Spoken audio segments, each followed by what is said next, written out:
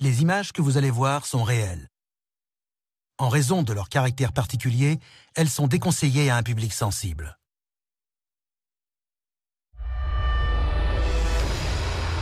Depuis des années, nous entendons de terrifiants récits. Ceux d'êtres humains arrachés à leur lit en pleine nuit par des extraterrestres, se servant d'eux comme cobayes. Ils vous prennent et c'est fini, personne ne le saura jamais. Certaines victimes pensent que leurs ravisseurs ont laissé une trace de leurs méfaits. Un corps étranger intrigant enfoncé dans leur chair. Un implant extraterrestre.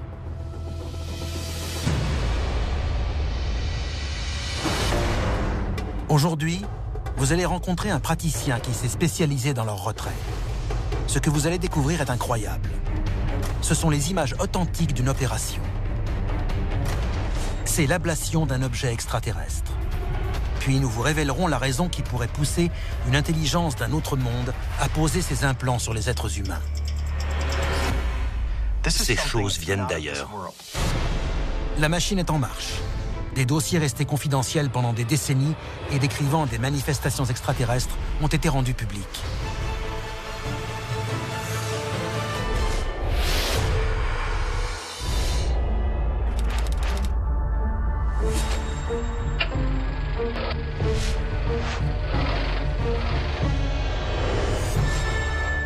Nous allons révéler le contenu de ces documents et découvrir ce que le gouvernement américain voulait cacher.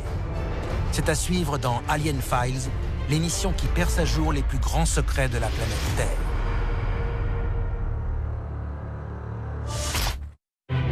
C'est une journée comme les autres dans ce laboratoire de Thousand Oaks, en Californie. Roger Leir se prépare à opérer un patient. Mais cette intervention n'a rien d'inhabituel, bien au contraire. Un corps étranger a été découvert dans ses chairs. Un objet que le patient et le praticien pensent venir d'une autre planète. L'opération consiste à retirer un implant extraterrestre. Et les images que vous allez voir sont réelles. Il s'agit d'un phénomène rare, signalé par un petit nombre de victimes d'enlèvement. En général, ce sont des petits objets métalliques. Ils apparaissent en tout cas comme tels au rayon X. On les trouve dans n'importe quelle partie du corps, le bras, l'oreille, et même en plein milieu du cerveau. Roger Leir a consacré sa carrière à la recherche dans un domaine bien précis. Je m'appelle Roger Leir. Je suis spécialiste en chirurgie pédiatrique. J'ai consacré près de 30 années de ma vie à l'ablation de corps étrangers sur des victimes d'enlèvements extraterrestres. Connu dans le monde entier pour son travail, Roger Leir pense que ces objets sont bien de nature extraterrestre. Ces découvertes sont éloquentes. Mais à quel moment ces patients ont-ils pu recevoir ces implants supposés provenir d'un autre monde ? Lors d'une rencontre du 4e type. On classe en 4 catégories les rencontres avec une forme de vie extraterrestre. Une rencontre du premier type est le simple fait d'observer un ovni dans le ciel.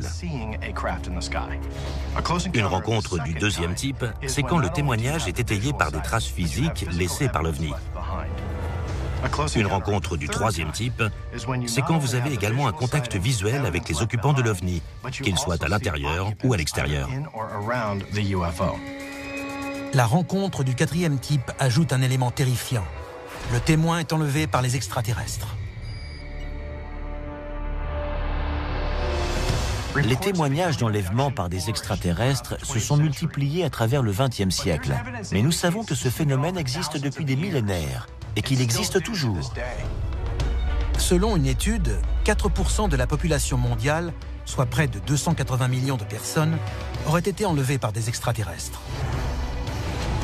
Mais moins de la moitié de ces victimes seraient conscientes de ce qui leur est arrivé. La majorité occulterait totalement cet événement traumatisant.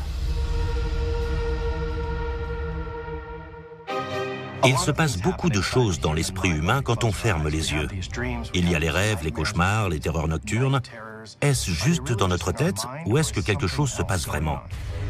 D'après certains experts, les enlèvements se pratiquent au moment où nous sommes le plus vulnérables. Mais à quel moment de notre histoire ont-ils commencé? Le mot nightmare, qui signifie cauchemar en anglais, vient du mot mare, désignant les démons, et night, la nuit. Et s'il s'agissait de quelque chose de bien plus concret? Si ces visions cauchemardesques étaient le fruit d'une expérience réelle? Imaginez, vous vous réveillez en plein milieu de la nuit, vous ne pouvez pas bouger, vous respirez à peine, vous sentez une pression sur votre poitrine comme si quelqu'un vous maintenait sur votre lit de tout son poids. Vous êtes terrorisé, vous ne pouvez rien faire. Vous êtes seul, dans le noir, vous êtes vulnérable. Comme vous êtes endormi, ils entrent sans se faire remarquer. Vous ne les voyez pas. Tout à coup, ils vous immobilisent. Vous vous réveillez, mais c'est trop tard. Ils vous prennent et c'est fini. Depuis qu'il est enfant, Mark Rotley déclare que des extraterrestres pratiquent sur lui des expériences en pleine nuit. Il y avait 3 êtres dans ma chambre. Je voyais très clairement ce qui se passait, j'étais réveillé, en pleine possession de mes moyens, mais pétrifié par la peur, ou par quelque chose qui m'aurait immobilisé. Je me souviens très bien qu'ils ont introduit un objet conique dans mon oreille, et c'était fini. J'étais réveillé. Dans d'autres cas, certaines victimes racontent avoir été embarquées à bord d'un vaisseau et avoir servi de cobayes pour de terribles expériences. Elles en gardent d'ailleurs les cicatrices.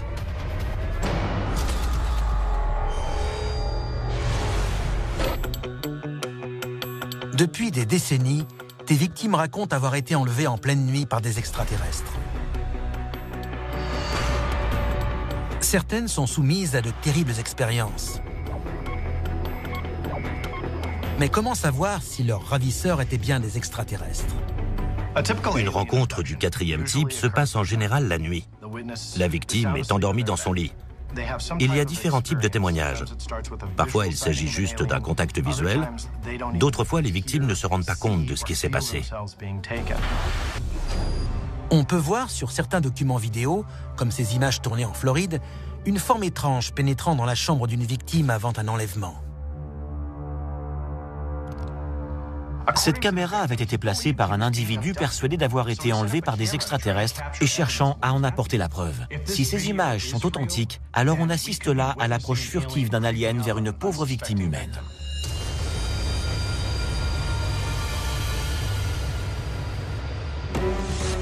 Beaucoup de gens diront que ces images sont truquées ou interprétées.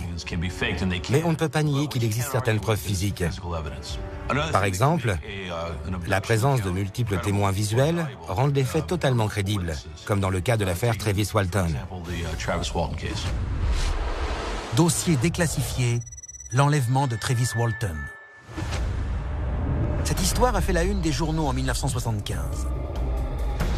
La nuit du 5 novembre, Travis Walton, bûcheron, rentre chez lui accompagné de plusieurs collègues après une journée de travail en forêt. On était un groupe de 7 personnes. On rentrait des montagnes. On avait travaillé toute la journée. Il remarque une étrange lumière derrière les arbres. La voiture s'arrête. Travis en descend et s'approche. À cet instant précis, quelque chose m'a frappé. Et puis j'ai vu toutes ces formes autour de moi. Et j'ai repris mes esprits et j'ai vu ces créatures qui me dévisageaient.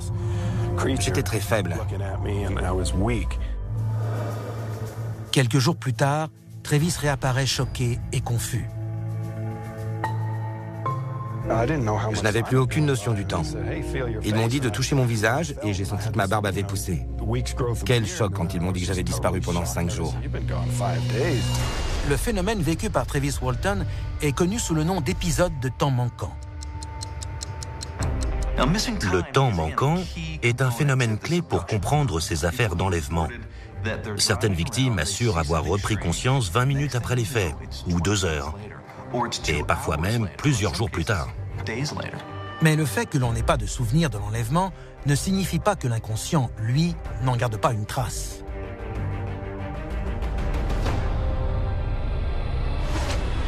Dossier déclassifié, souvenir d'enlèvement. Des lumières venant d'eux, et dans le ciel, qui nous éclaire. Ces images montrent une séance d'hypnose régressive conduite par Evan Smith. elle fait revivre son enlèvement à un patient ayant vécu un phénomène de temps manquant.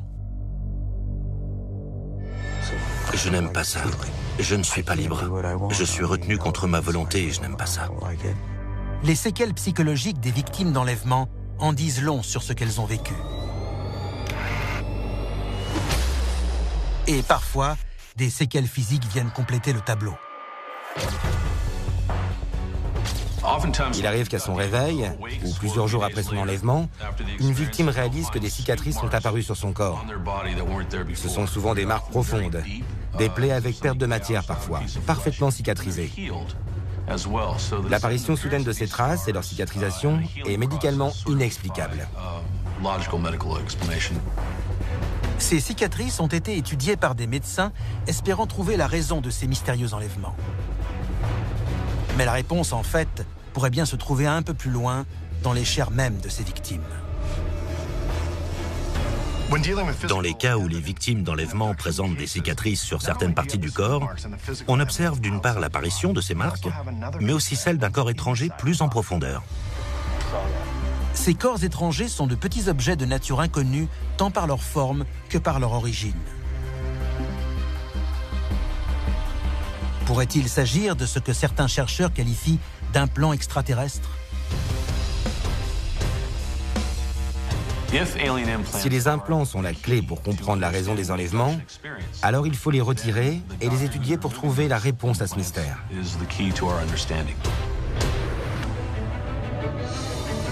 Les enlèvements extraterrestres ont nourri l'imaginaire des auteurs de science-fiction depuis bien longtemps. Mais pour beaucoup, c'est une pénible réalité. Il y a d'innombrables récits d'enlèvements extraterrestres à travers toute la surface du globe. Ceux étayés par des traces physiques ou des cicatrices, en revanche, sont beaucoup plus rares. Ce sont ces cas, ceux où il existe des séquelles tangibles, qui doivent retenir toute notre attention. En Californie, un praticien estime avoir découvert dans quel but les extraterrestres enlevaient des êtres humains. La réponse se cachait juste sous leur peau.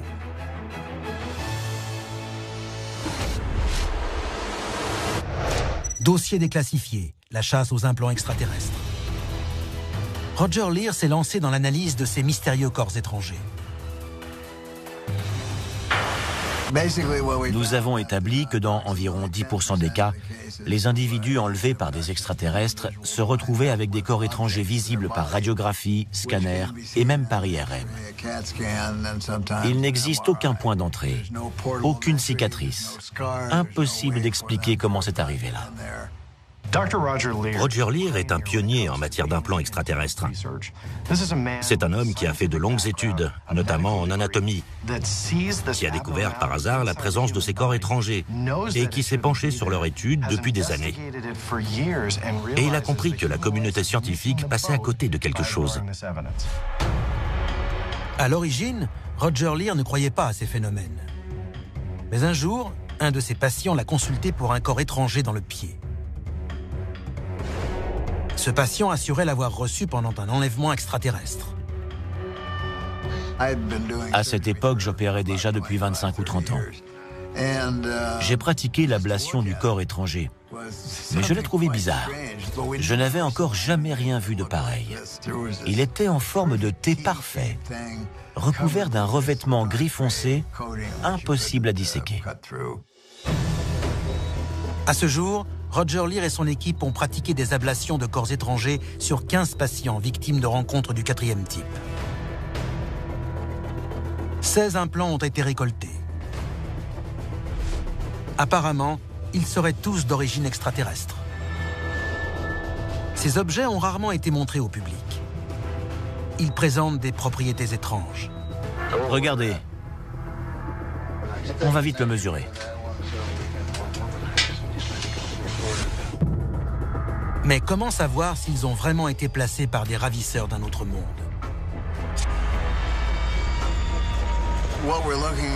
Ceci est un objet que nous avons retiré du corps d'un patient, déclarant avoir été enlevé par des extraterrestres. Il est fait d'un matériau qui n'est pas d'origine terrestre.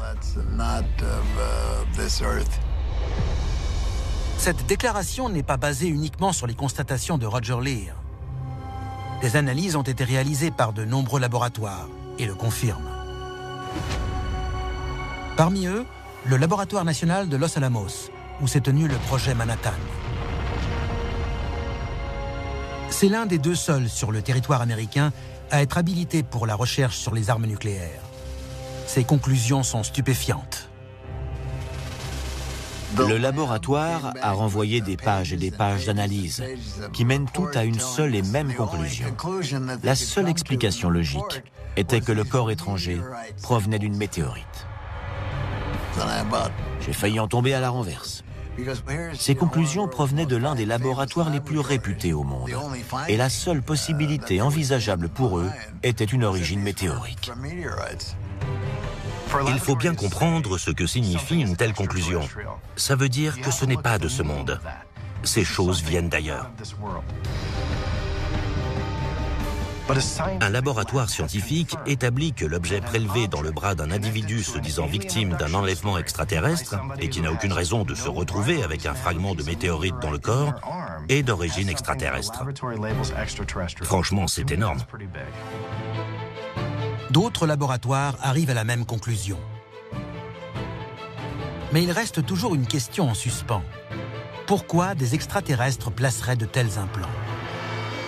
Là encore, seul Roger Leir pourrait avoir trouvé la réponse. Ce que j'ai découvert, c'est quelque chose que tout le monde devrait savoir sur cette planète. Mais ce n'est pas le cas.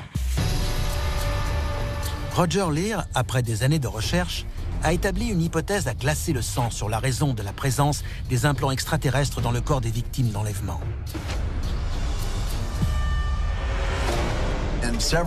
Dans plusieurs cas, ces patients se sentaient comme hantés par quelque chose et se sont sentis libérés une fois l'implant retiré.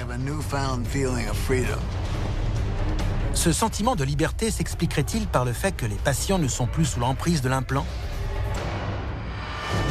Si c'est le cas, peut-être que leur rôle consiste à prendre le contrôle de la population et de ce fait de notre planète. En maîtrisant une population, vous avez la garantie de pouvoir envahir son territoire grâce à un objet minuscule. En tant qu'êtres humains, nous pouvons choisir d'affronter la menace extraterrestre. Mais si ces implants sont en nous, nous serons peut-être dans l'incapacité de nous battre. C'était Alien Files, l'émission qui perce à jour les plus grands secrets de la planète Terre.